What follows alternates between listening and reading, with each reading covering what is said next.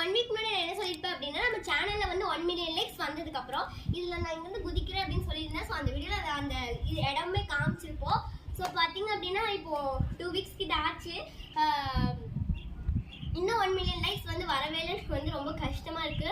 Like போடுதுன்னு சொல்லியிருக்கேன், but யாரும் like போடல. இருந்தாலும் பரவாயில்ல, உங்களுக்காக நான் இதை வந்து காப்பாத்துறேன் அப்படின்னு சொல்லி இந்த இது நாங்கள் சொன்னதை வந்து காப்பாத்துறேன்னு சொல்லிட்டு இங்கேருந்து நான் வந்து குதிக்க போறேன். எனக்கு வந்து ரொம்ப பயமா இருக்கு. என்னால கொஞ்சம் இப்பவே பார்த்தா தலை சுத்துது. இதில் ஃபர்ஸ்ட் ஏறுவோம். ஸோ இப்போ வந்து மேலே ஏறியாச்சு. ஸோ பார்க்கவே வந்து பயமா இருக்கு ஃப்ரெண்ட்ஸ். செத்துட்டேன்னா என்ன பண்றது? ஷோ குதிக்க போறேன்.